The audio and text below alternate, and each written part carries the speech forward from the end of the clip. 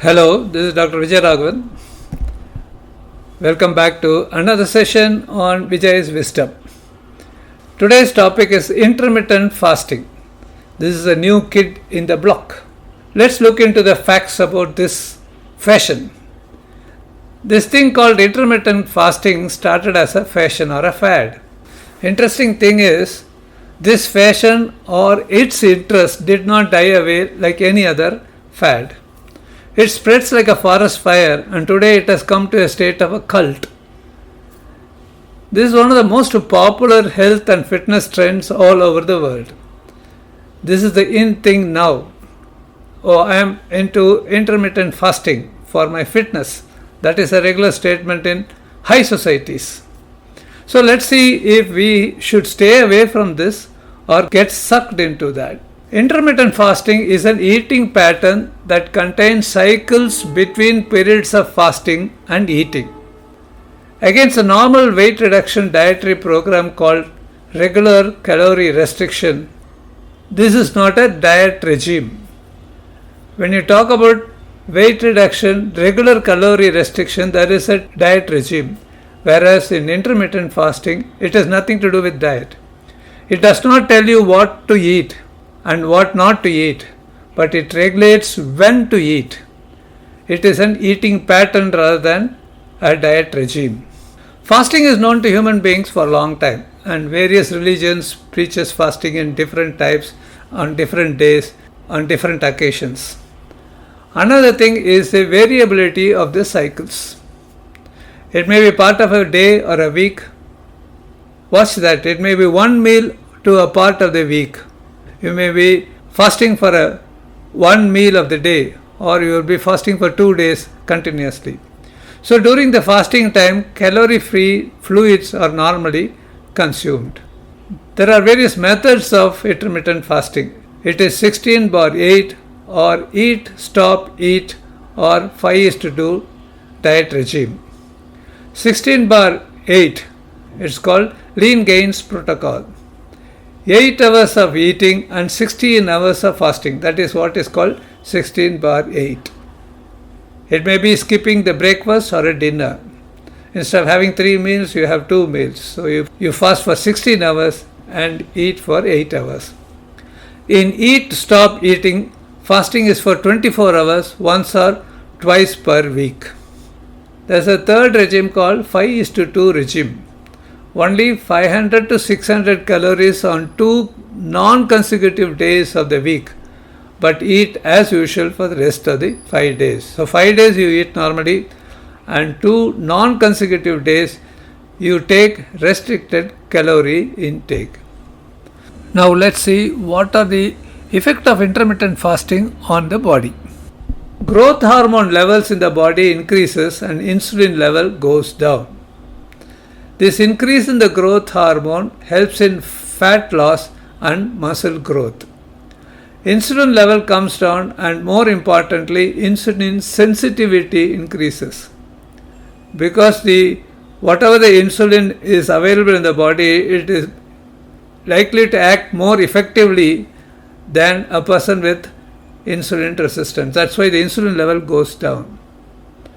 So low insulin levels makes stored body fat more accessible. So fat is utilized for metabolism or energy needs. It increases the stress hormone temporarily, thus raising the metabolic rate. You burn more calories when you are fasting.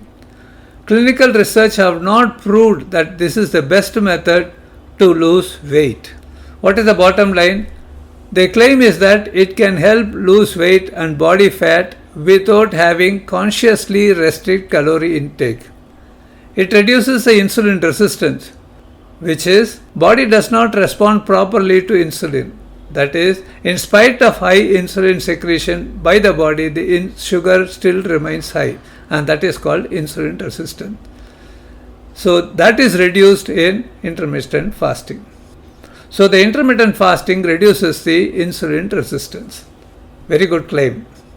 But it is not substantiated by large studies on human beings as of now. This is all based on animal studies. So we will have to wait for large human studies to confirm that this is true, that intermittent fasting reduces insulin resistance. What is the effect on sugar and insulin? Basically, weight reduction reduces the insulin resistance. That is normal for everyone. When your body weight goes down, your insulin sensitivity increases or insulin resistance comes down. In diabetic, there are some reports that there is a reduction in the body weight, HbA1c, and fasting sugar and insulin with intermittent fasting. This reduction in insulin level is a sign of reduction in insulin resistance. While non-diabetic, the insulin levels are not altered, showing that there is no alteration in insulin resistance. So it's a very tricky situation where there is a reduction in insulin resistance only in diabetic. So insulin resistance is another interesting concept in diabetics. What happens to the lipid profile? Some studies have shown that there is a reduction in the total cholesterol, bad cholesterol and triglycerides. But its effects on good cholesterol is not consistent. It's understandable because there is no talk about muscular activity. Remember, good cholesterol goes up only when there is a muscular activity. So, intermittent fasting reduces the total cholesterol, reduces the bad cholesterol and triglycerides, but has no effect on good cholesterol. So, it has a good heart protective property. Now, who are all the people who should not be taking up intermittent fasting? Obviously, underweight people. You're going to lose weight, so underweight people cannot and should not be taking intermittent fasting. Women. Intermittent fasting is known to induce stoppage of menstruation. Once the intermittent fasting is abandoned, the periods restart. So it does seem to affect the female hormones. People with polycystic ovarian disease, which is often people fashionably say, I have PCOD. Very common issue with women in irregular cycles, overweight and unusual hairiness or hirsutism. They seem to benefit from intermittent fasting. Obviously, people on diabetic should not take up intermittent fasting. People with low BP should not undertake intermittent fasting. And people who are pregnant, nursing, or those who are trying to conceive should not take intermittent fasting. Now, there are doubts about this intermittent fasting. Can I skip breakfast? Yes, provided you take healthy diet in the rest of the day. Can I take supplements while fasting? Like B complex, vitamin C, food supplements we are talking about. Yes, you can take them, but the fat soluble vitamins, vitamin A and D, will not get absorbed because they need fat for absorption. If you are fasting, taking vitamin A and D is not going to be useful as they cannot be absorbed without fat in the gut. Some supplements may cause a stomach upset and they should be avoided. Can I work out during fasting is another question. Yes, you may feel tired and weaker than usual, so better to avoid. Will fasting cause muscle loss? Definitely yes. It can be avoided by eating plenty of protein and doing muscle strengthening exercise. Now we are trying to reduce the fat content of the body by intermittent fasting, but muscles are also going to lose because I am stressing there is no component of muscular exercise in this intermittent fasting. Now coming to the fact, how scientific is it as of now? I keep repeating the word as of now. As it stands today, there is no evidence that it is useful in large human studies. Unfortunately, all the so-called advantages claimed in intermittent fasting are all from animal studies. Large human studies to confirm these results are not yet done properly. There are few reports, but there are a lot of faults in those studies. When it has become a fashion, a human tendency is to follow it blindly. When unproved fads persist for longer time than it is due, it is likely to be followed by more. More and more people get sucked into that fashion. Remember, fads are often for a short duration and die a natural death. But this intermittent fasting seems to be going on for a longer time than usual fashions.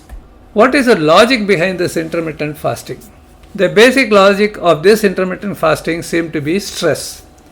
During the fasting, the body cells are under stress. They respond to stress adaptively by enhancing their ability to cope up with stress. You repeatedly expose your body to a stress. Okay, the body is able to adapt itself to the stress situation. This may be useful in resisting disease. Stress is often used in a negative sense. Stress taxes the body and mind. Vigorous exercise is a stress, especially to the muscle and heart. So we go for a jog. What are you doing? We are stressing the muscles of the body. So when you give the body the rest to recover, the body will grow stronger. So you go for a jog, take a break, and you repeat the cycle. With every jogging, your body becomes stronger and stronger. Like after the muscular exercise, the muscle will develop well. Similarly, the stress increases the body's response to stress, and the body is able to handle the stress later. What are the negatives reported in some studies regarding intermittent fasting? Some of the participants in the human study showed reduction in bone density and lean body mass. So careful watch on them should be done. Protein-rich diet and isometric resistant training is essential to avoid loss of body mass and bone mass. So what are the final words on this intermittent fasting? Intermittent fasting has emerged fashionable alternative to calorie reduction type of dieting. Intermittent fasting causes weight reduction with improvement in diabetic control. We saw that it's got a good reduction in insulin resistance, and there is a reduction in heart risk in diabetics. Improvement in diabetic control seemed to be better than in regular calorie reduction. One thing is certain, that more human studies involving larger number of people need to be done before the final word can be said, authoritatively and for sure. So what is the final verdict? The fact of the matter is, the jury is still out. At the end of the day, I have managed to confuse you. The fashion is fast spreading. There's a passion in this fashion. Scientific studies have not fully substantiated the claim of the fashion promoters. Thank you very much for your time.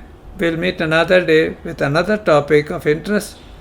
Dr. Vijay Raghavan signing off. Thank you.